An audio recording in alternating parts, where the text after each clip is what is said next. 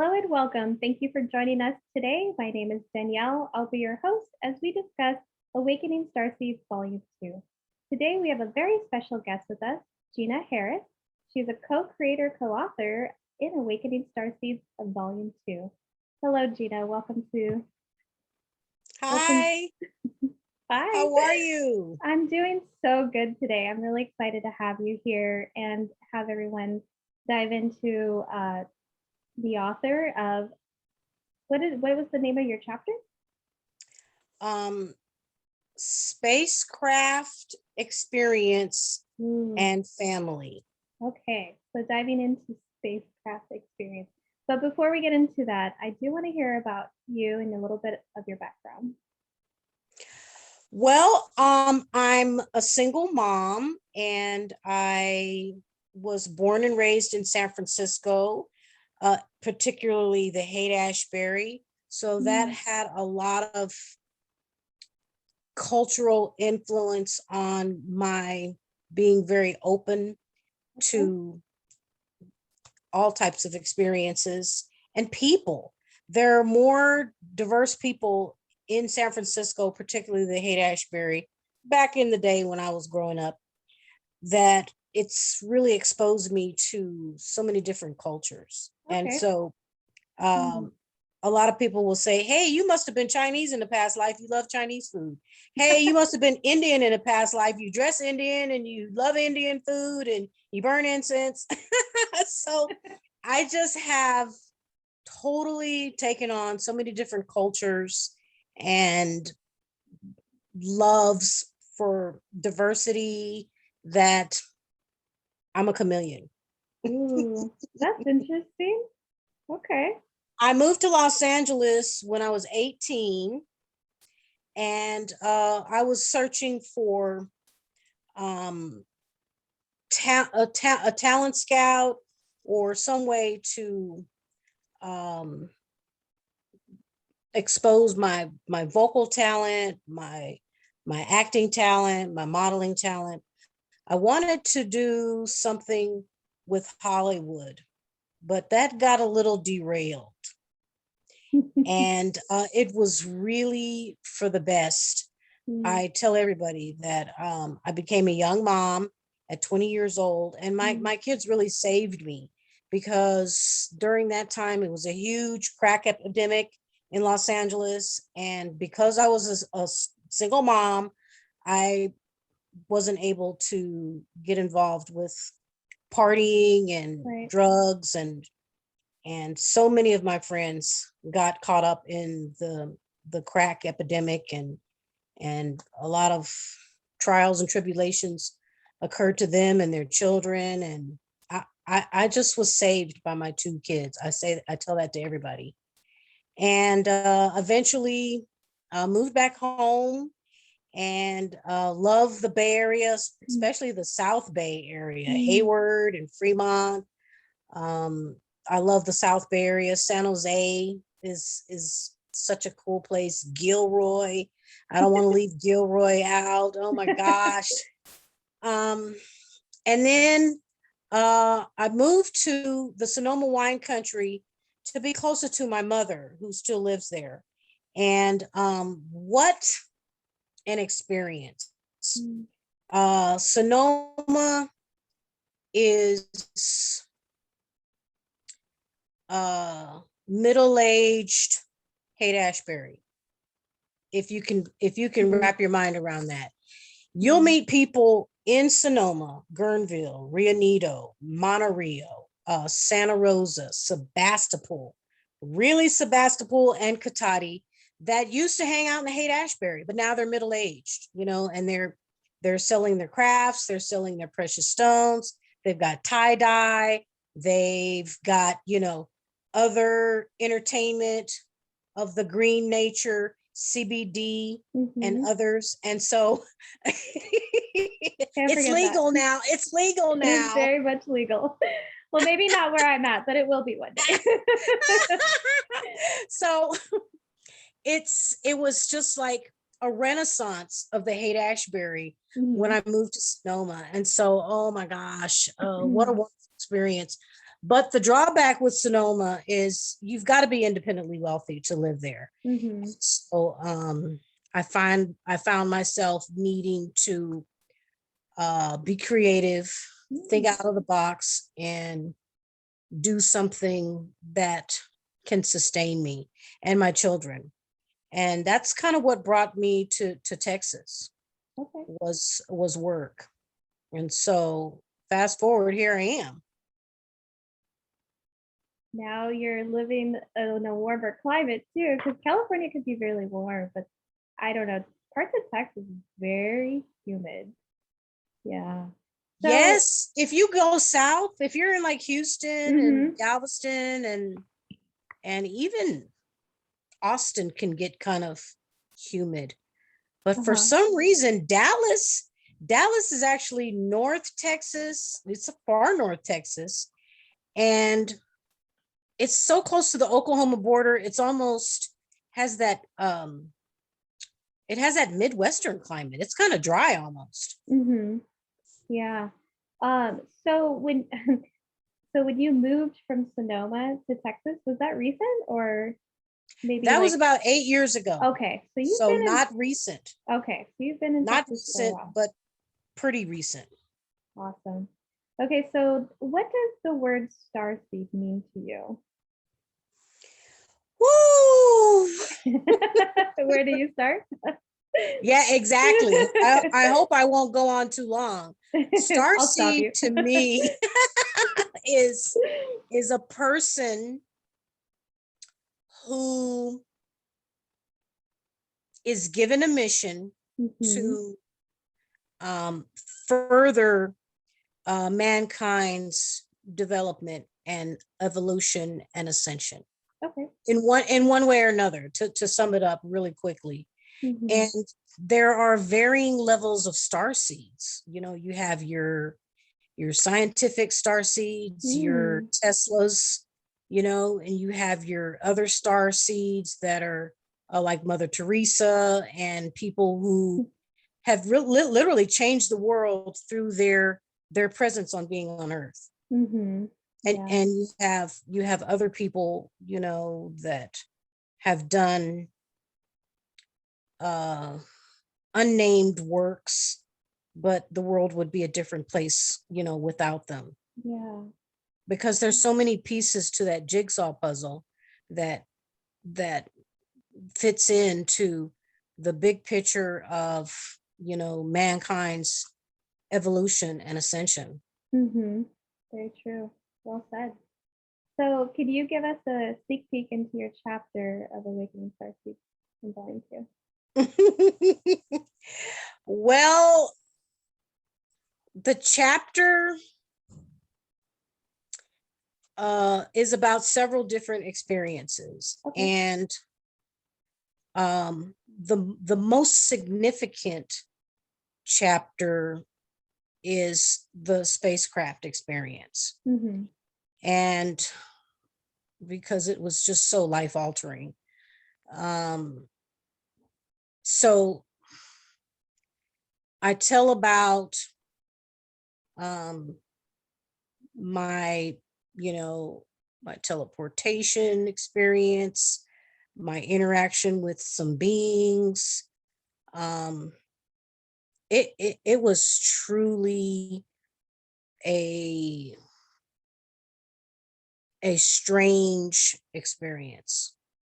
And what's so compelling about the chapter is that I was explaining how I was feeling and thinking in the chapter, and I'm sort of thinking out loud why I'm asking myself, why are they asking me to do this? You know, if they have the capability to transport you to their craft, then why are they worried about germs?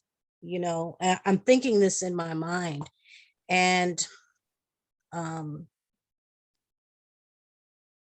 I realized that during the course of the encounter, that they're people too, that they're just people too. And So I had to really wrap my mind around these aren't angels, these aren't gods, they don't have, omnipotent power.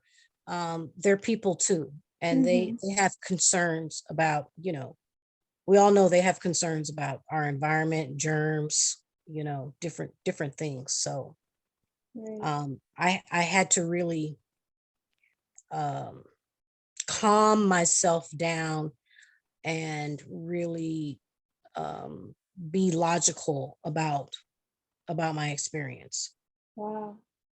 Would you say that that experience is what led you to your spiritual awakening, or was it prior to that experience? Personal awakening. Well, Well, yeah, your personal spiritual awakening, did it occur prior to these experiences, or did it happen after you had the experience? it happened after. Okay. It happened after.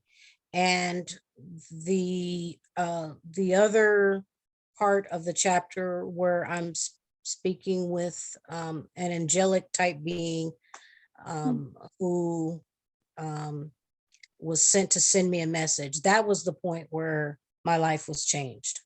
That was the point where my life was changed, because there's a person standing in my room, but me thinking out loud again, the logical side of my Aquarian nature is saying, hey, there's a strange person in your room, but you're not scared. Why is that? Oh, yeah. Right? You felt a connection, it sounds, in some way, right? Was there like a connection? Or I did it can't just feel say if it was a familiar? connection. I can't say if it was a connection. I'm not sure. Um, I don't have all the answers, but I remember having these conversations in my mind, Uh-huh. and and I'm thinking, this is odd. The whole Okay. experience was odd because, you know, whatever they did, I wasn't afraid. I wasn't afraid. And one of Hmm. the things that I remember as I was writing out the chapter, um, and I believe I mentioned that, where I said, there's a strange person in the room, but I wasn't afraid. It reminded me of all the scriptures that I read in the Bible where different prophets and different people have come in contact with angelic beings, and they have said, be not afraid, be not afraid. I mean, you Hmm. hear that phrase over and over in the Bible. Hmm. And it was very odd to me that I wasn't afraid. So the it led me to believe that they were experienced enough to remove whatever fear was there by whatever means. I mean, I don't know. We're talking about advanced technology. Hmm. Yeah, that's interesting. I'm excited for them to read your chapter and dive a little bit more deeper into that. The reason why I ask that is because sometimes in situations like this, a spiritual awakening occurs before these type of things, or then you have it and then it triggers it, and you're like, whoa. So it sounds pretty it's pretty neutral actually. Like you actually had a really, like, I feel like you managed it well. Like your logic side really kicked in and did. Do you think that that was because of you, or are you saying it's because of their technology you were able to sustain that fear or It anxiety? it it could be both. Okay. It could be both, but Hmm. I'm going to lean more towards it was more me Okay. and my upbringing and Hmm. my parental grooming and my societal grooming, and um, just everything that led up to that made it to where it was something that I could cope with and that I could handle. And it was actually just, to be honest with you, it was just a normal occurrence. It was one of those things that, oh, wow,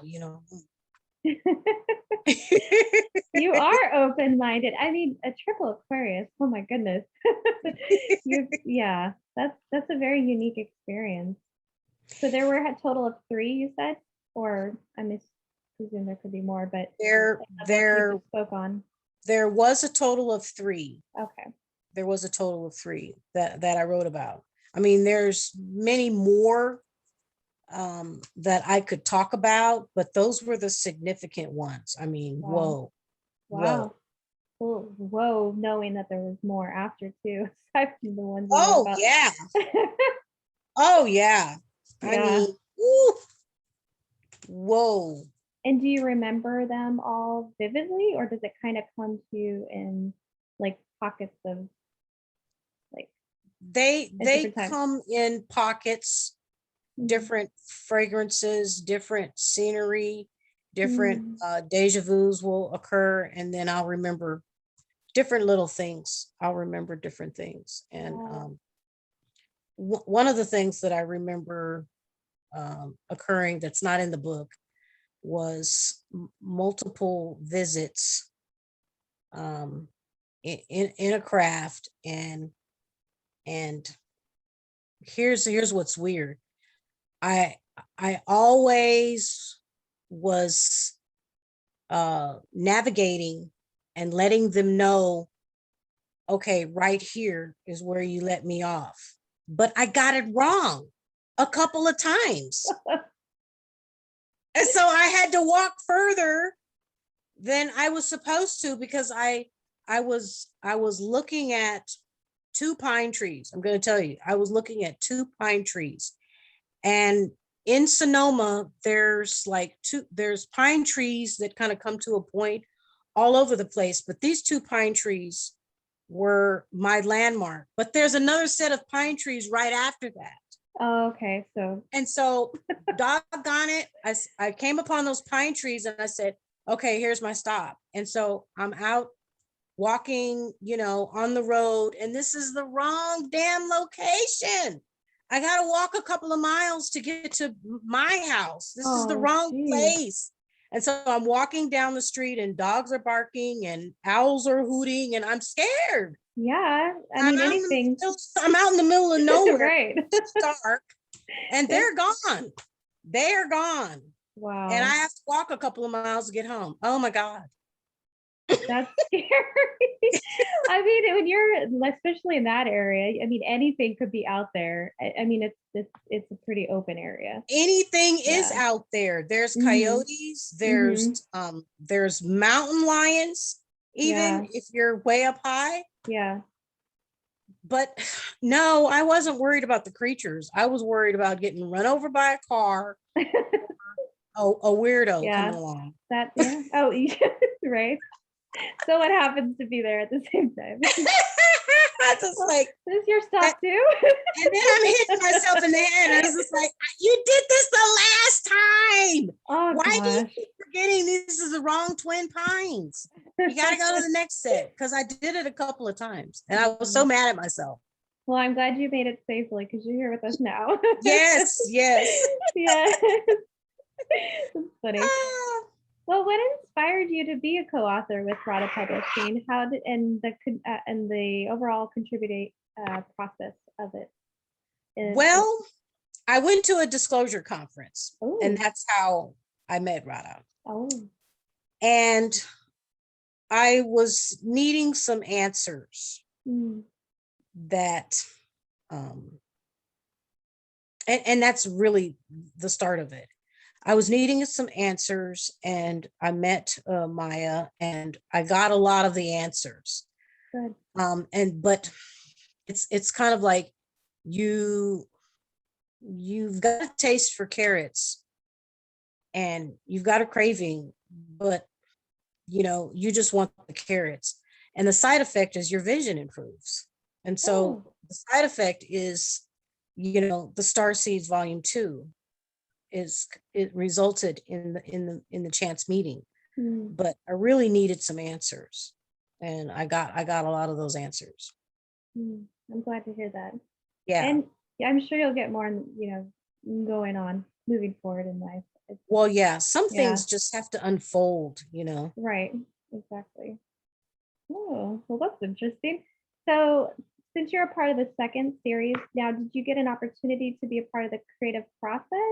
Did you ever meet with them, or was this all done through Zoom? Did you meet in person prior to the session? No, I never met anybody in person. I Okay. never met anybody in person. I met through Okay. Zoom, and we did a lot of Skype calls and FaceTime and phone calls, regular phone calls. And I mean, just tons and tons of talking Okay. and talking and talking and talking.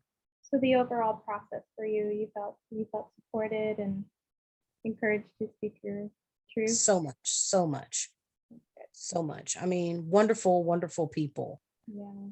Wonderful, wonderful people to help you along in your journey, answer questions, guide you in the right direction, and just know that it's going to come. Mm-hmm. Whatever you don't know right now, it's going to come. It'll come later. It'll come in time for you it'll come right at the right time for you to use that information. Because sometimes you can't use all the information. It's brain overload. Right. We were talking about that before we got started. Yes, Too much it's brain information. overload. Yeah. So you're given the right amount of information at the right time to use it properly. Otherwise, Yeah. you're gonna just be like mush, and then you're no good to anybody, not even yourself. Gotta fill your cup. That's what I always say. Yes. That's yes. funny. We were saying that. Well, I feel with all your personal experiences in regards to this, and just probably your life, experiences personally in general outside of the Starseed, what can you give our listeners a few of your golden, life lessons that you've learned throughout your life and how it's allowed you to become the person that you are today? Well, let me take a swig of water on that. I thought you were about to grab your journal, be like, okay, page 1. No, just kidding. Nope. This is off the top of my head. This is off the cuff. What I've learned is that you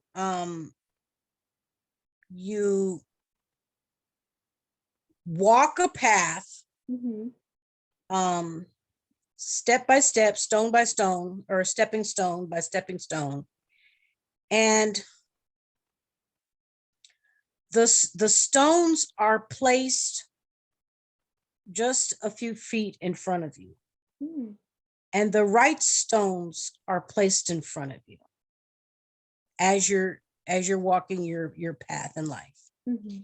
And everything that happens was for a reason. Even the bad stuff was for a reason. And even if it's just to give you knowledge of what it feels like to be, this person that's experienced this, that, or the other, it's to give you valuable lessons to make you a better person. And there's no accidents, there's no coincidences. It's all divinely brought out for you. And so you can only use what you have, be confident in your decisions at the moment, and know that everything that's happened in the past, whether it's bad or good, has shaped you and made you the person you are today for a reason. And you have a divine calling, whatever it is. Whatever it is, you have a divine calling. Everybody has a divine calling, no matter, what it is. And everything, even the bad things, have shaped you to be the person you are. Because I meet all kind of people, and some people have had, horrible experiences. And you just say, because of that horrible experience plus other things, you're you. No one else is like you. You're unique because of the experiences that shaped you. And that's beautiful. Yeah. That's so beautiful. No one else is like you. You whose dad did crazy stuff to you. You whose mom this, that, and the other. You know, you have a million different scenarios, but those scenarios make you a unique individual for a divine purpose. I love that. It's beautiful.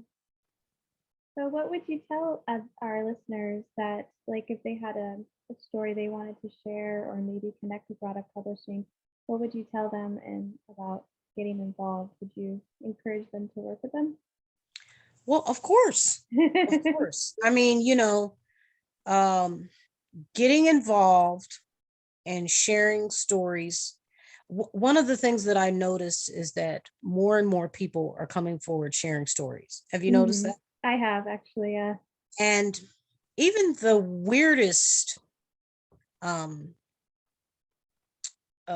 people are getting involved in paranormal phenomena. I mean, I'm talking detectives and FBI people, and of course the military.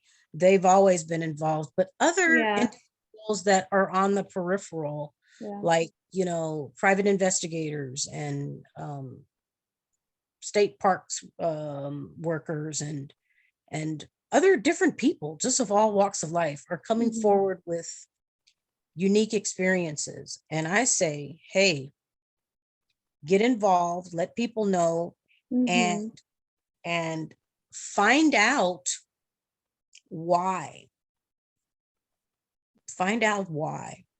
Or and when I say find out why, what you're going to do is you're going to ask yourself, since I know that this has happened to me and I've come to terms with it, what's the best way to move forward in my life with this information, knowing that this is, you know, has occurred, or this, that, and the other? What's the best way to help other people, to help yourself, and have a fruitful life that you can be proud of by knowing that these different experiences have happened? You know, some people have one, some people have multiple, but if you have just one, what are you going to do with that experience? How has it changed you? What can you learn from it? What can you gain from it? And how can you help other people who are in similar situations? This is interesting because even now, like, with the growth in technology, it's almost in a way giving people permission to just put it out there. And like you said, a lot of people now more than ever are talking about this stuff and becoming open. So I agree with you. You know, if you want to just get out there, say it, share it, express, it empowers us as an individual. And I think that's what's so great about your message, is it's very empowering. Yeah, I mean, a lot of people are not ready for it, but those that are can gain, you know, knowledge and experience, and move forward with their evolution once they've accepted reality and the facts. And there's so many people that different things have happened to, that if you never say anything, no one else will know that something weird happened. Exactly. But if you go out there and you say, hey, you know, this happened, and then other people say, hey, something similar happened to me, and then other people chime in and say, almost the same thing happened to me, almost the same thing happened to me, almost the same thing happened to me. And next thing you know, you got 12 people that very similar things have happened to. And then, hey, they can help each other. They can affect their community. Right. And change their community. And then their community changes their city. And the city slightly changes the county, and so on and so forth. I mean, it's a ripple effect. Yeah, It truly is. It's a ripple effect, and but no one would ever know if no one said anything. exactly. Well, thank you for sharing your story and, putting yourself into, and I think a lot of times too, it's like getting outside your comfort zone and then knowing, hey, you know, I'm going to be welcomed and perceived by those who are ready for it. And when Right, those that aren't ready at the moment and they right, become ready, I'll be there. So right, that's cool. right. And then everyone's empowered at the same time. So Exactly, yeah, exactly. that's Because awesome. they're there, they're out Mm-hmm. there. Those who are ready and those who are not ready, Mm-hmm. you Yeah. know, and I want to be ready. Well, you are ready. You're I, one of the ambassadors, I presume. I want to be ready. I don't want to, I don't want to be not ready. I don't want to be caught off guard. I want to be Yeah. ready. I want to be ready and actively um, doing my part to create this evolution of mankind and our ascension. I want to Mm-hmm. be actively participating in whatever way, even minute, because like I said, it's a jigsaw puzzle, and Yep. every little puzzle, those 1,000 puzzles Yep. you worked on when you were a kid, Yep. those little pieces, and some just don't go right, but then you figure out, oh, it wasn't supposed to go there, it goes here. And we're all like that. But then, man, when you get done, Yeah. wow, Yosemite National Park, remember that puzzle? Then you feel so good. You're on top of the world and you tell everybody. Yeah, I Look at finished my this. 1,000-piece puzzle. Those are Absolutely. phenomenal. I love the way you think. You're so you have a very what is it called? It was just on the tip of my tongue. Metaphoric type of, and you're visualizing you speak. So that's really nice. I like that. I really Thank you. appreciate you coming forward and sharing your story in Awakening Starseed. And I'm kind of curious, what's next up for you? Do you have, are you working on another project, or what do you have lined up? I'm so open right now. I'm so open to whatever life has to offer me. I'm not even visualizing or anything. I'm not even, when you get that open, you're a blank piece of paper, and you just want to see what happens. It's like when you're a kid and you just go outside and you don't have any plans to ride your bike, to play hide and seek, to do anything. You just want to get out there and see what nature has to show you, Mm-hmm. and say, hey, do you want to play over here? Do you want to play over here? And that's exactly how I'm looking at the next chapter in my life. It's like it's a it's a whole backyard full of whatever, and I'm going out there and I'm going to uncover whatever approaches me, because you're just open to whatever happens. One step at a time, one pebble step at a time. Stepping stone at a time, Yeah, and they're strategically placed in front of you just as yeah, you need it, just yeah. as you need it. Well, I can appreciate your positivity and, the ability to have trust in the process like that. And that's a great example to be. So thank you for sharing. And I really appreciate you being with us here today. I'm going to go Thank ahead you. and let everybody know that if you need to get, is there a way that they can reach you? Because I'm going to drop it in the links below. Do you have a Yes, website that I can give them? Okay, great. So we'll put that yes. down below. And of course, if you guys have any questions on Rada Publishing and would like to work with us, just go ahead and message down below. We will put the link there. And thank you so much for your time today, Gina. Really appreciate you, and look forward to seeing you in your book. Thank you.